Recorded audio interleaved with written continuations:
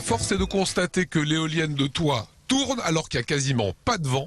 On est avec Frédéric Morer, c'est vous qui l'avez installé? Oui, tout à fait, c'est moi qui l'ai installé. Je suis vendeur et installateur d'éoliennes domestiques. Et donc j'ai eu la chance d'installer cette éolienne il y a déjà une petite quinzaine de jours. Alors qu'est-ce qu'il faut pour pouvoir installer une éolienne de toit? Pour être sûr d'avoir un bon rendement, choisir un emplacement qui est vraiment optimal. Il faut aussi voir quelle est l'éolienne qui sera la plus adaptée. Donc il y a une étude assez approfondie et très sérieuse qui doit être faite pour avoir le meilleur rendement possible. Pourquoi ici vous avez choisi de la mettre non pas sur un mât mais directement accolée à la toiture? Ici simplement parce que le terrain ne s'y prêtait pas forcément. Les propriétaires ne voulaient pas forcément non plus d'un mât.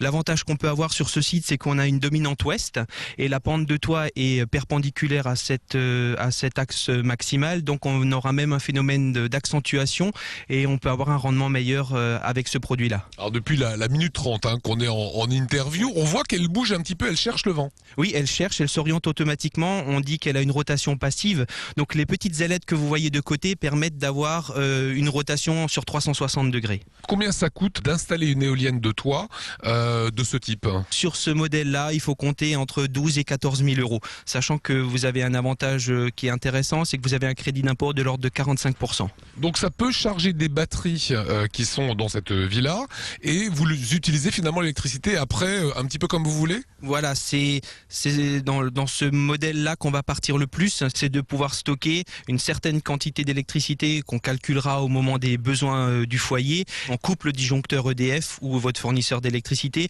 et on reste en autonomie pendant un certain nombre de temps. Parlons des économies qu'on va faire sur une maison. D'après les études qu'ont fait les architectes et par rapport aux capacités de l'éolienne, on pense qu'elle va produire 45% des besoins de la maison.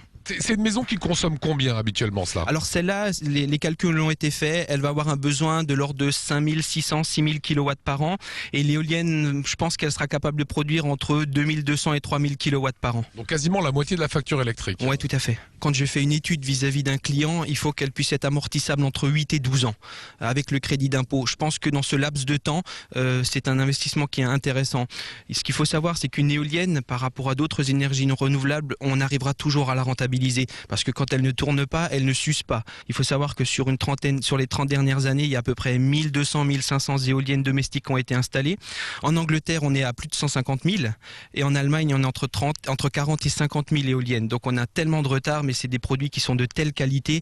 Et j'avais vraiment envie de promouvoir cette énergie. Donc on va récapituler. Le prix d'une éolienne, ça va de quoi? De 9 à 60 000 euros? Il faut compter aux alentours de 9 000 euros, effectivement, pour une première mini-éolienne, mais qui est digne de ce nom.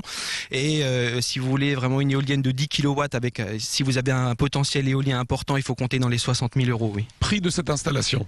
Cette installation-là, elle est facturée, livrée, posée, avec toutes les procédures, 12 500 euros. Dernier point, il n'y a pas de vent aujourd'hui. Ça veut dire qu'elle ne fait rien, elle ne fournit pas d'électricité? Alors là, rien qu'avec ce petit mouvement de rotation qui est vraiment très très très léger, elle injecte déjà du courant. Et avec cette rotation, on peut déjà en courant continu mesurer entre 10 et 15 volts. Ce qui n'est pas énorme, mais quand on l'intègre dans un système de batterie, les batteries se chargent quand même si c'est doucement. Et au bout de 24 à 48 heures de charge, même avec cette vitesse-là, on peut être autonome pendant pratiquement une journée en fonction des besoins que vous avez. Là, avec l'électricité générée, on peut quand même regarder Alsace 20 et la télé, elle peut être allumée?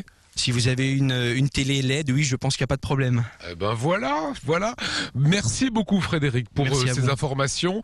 Étonnant ces nouvelles éoliennes que l'on retrouve ici en Alsace. Là